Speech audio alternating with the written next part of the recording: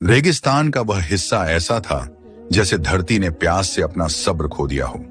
दिन भर सूरज अंगारों की तरह बरसता और शाम ढले थककर रेत की लहरों में डूब जाता।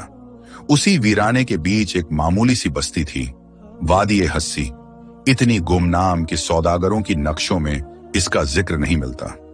ऊंटों के काफिले यहां रुकते भी तो बस मशक भरने के लिए।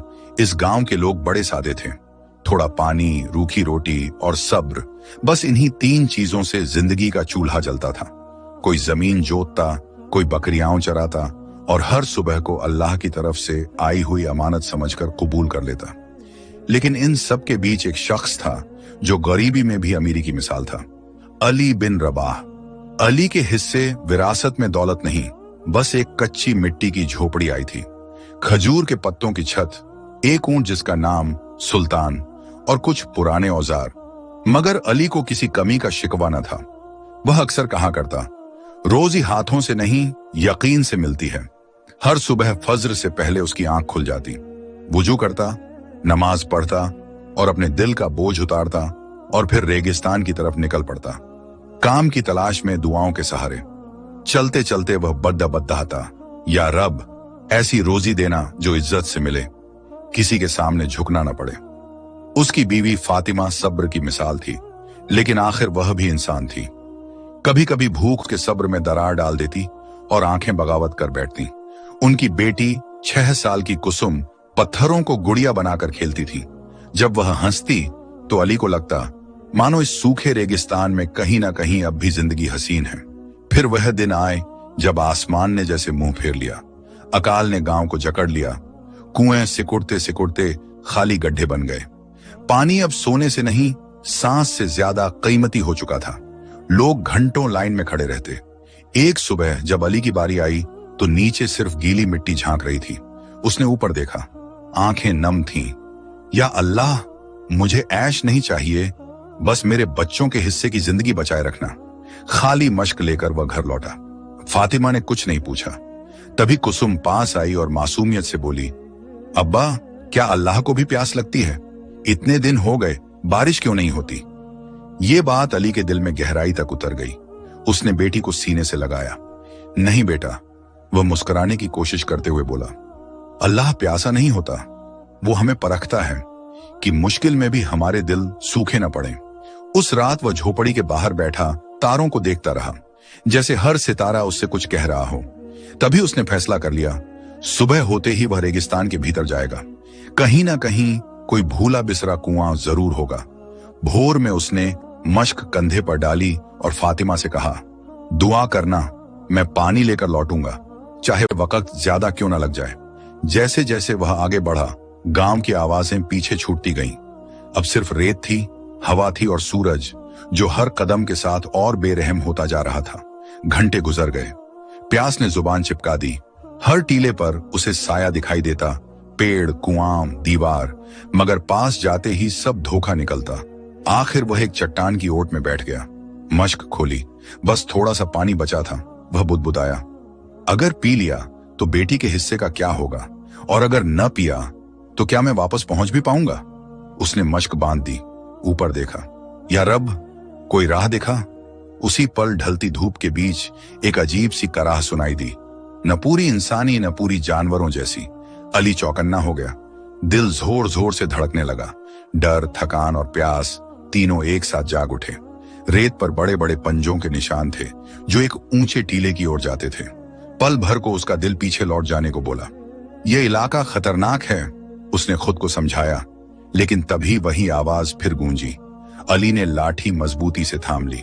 उसे नहीं पता था कि जिस रास्ते से वह डर के मारे मुड़ना चाहता है, वही रास्ता उसकी किस्मत का सबसे बड़ा मोड़ बनने वाला है। अली ने लाठी को और कसकर थाम लिया। दिल तेज धड़क रहा था, मगर कदम फिर भी आगे बढ़ते चले गए। जब वह टीले के ऊपर पहुंचा तो सामने का मंजर देखकर उसकी सांस जैसे थम गई। वहां एक शेर पड़ा था, लेकिन यह कोई दहाड़ता, हमला करने को तैयार नहीं था।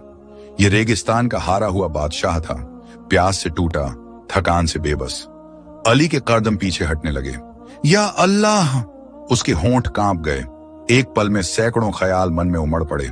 आगे बढ़ा तो जान जा सकती है, पीछे लौटा तो ये जानवर यहीं दम तोड़ देगा। उसके अंदर डर और रहम आमने सामने खड़े थे। कुछ लम्हे वह वहीं खड़ा रहा, फिर उसने आंखें मूंद ली। या रब, अगर यह भी तेरा इम्तिहान है तो मुझे ताकत दे। इंसानों से तो डर लगता है, मगर तुझसे नहीं। वह आहिस्ता आहिस्ता शेर की तरफ बढ़ा। शेर ने बड़ी मुश्किल से गर्दन उठाई। उसकी सुनहरी आंखों में बस एक सवाल था, पानी। अली के हाथ कांप रहे थे जब उसने मश्क खोली। पानी बहुत कम था, शायद उतना ही जितना उसकी बेटी कुसुम को जिंदा रखने के लिए चाहिए था। एक पल के लिए उसका हाथ रुक गया। अगर यह दे दिया तो घर क्या ले जाऊंगा? लेकिन फिर उसे कुसुम की हंसी याद आ गई, पत्थरों से खेलती हुई उसकी बेफिक्री, और वह पल जब उसने पूछा था, क्या अल्लाह को भी प्यास लगती है? अली झुक गया। उसने मश्क शेर के सामने रख दी। पी लो, उसने धीमी आवाज में कहा। शेर ने पहले पानी को सूंघा, फिर लरजते होंठों से पीने लगा। हर घूंट के साथ उसकी सांसें कुछ संभलती गईं। अली घुटनों के बल बैठा रहा, सांस थामे। कुछ ही देर में मश्क लगभग खाली हो चुकी थी। अब अली के पास कुछ नहीं बचा था, न पानी, न ताकत, न सहारा। वह रेत पर बैठ गया, जैसे अपने ही फैसले के बोझ तले दब गया हो। शेर ने सिर उठाया और देर तक उसे देखता रहा। उस नजर में कोई भाषा नहीं थी, मगर मतलब बहुत गहरा था। शुक्रिया, या शायद कोई अनकहा वादा। फिर वह उठा और लड़खड़ाते कदमों से दक्षिण की ओर बढ़ गया। उसके पंजों के निशान रेत पर देर तक बने रहे, जैसे कह रहे हों, यह मुलाकात यूं ही नहीं थी। अली वहीं बैठा रहा। अजीब बात थी, शरीर बिल्कुल टूट चुका था, मगर दिल में एक सुकून उतर आया था।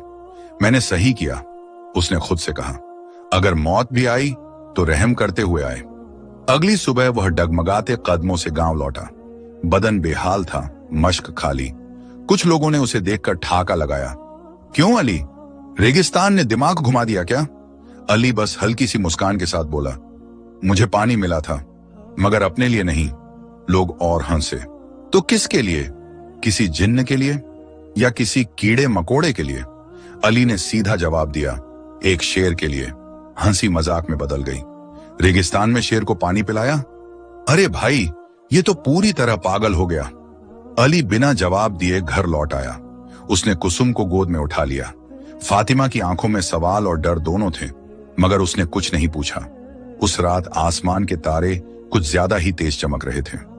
भूख और प्यास ने अली को घेर रखा था, मगर दिल जैसे किसी अनजान तसल्ली से भरा हुआ था।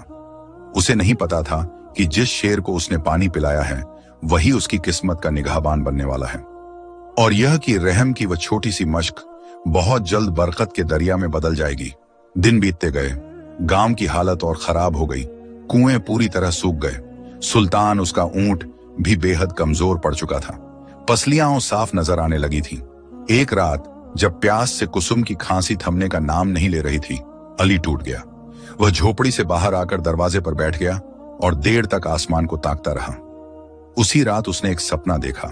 उसने खुद को फिर रेगिस्तान में चलते देखा, लेकिन इस बार वह अकेला नहीं था। उसके आगे आगे वही शेर चल रहा था, जैसे रास्ता दिखा रहा हो। अचानक रेत फट गई। जमीन के सीने से पानी की एक धारा फूट पड़ी, इतनी साफ कि उसमें आसमान का अक्स झलक रहा था।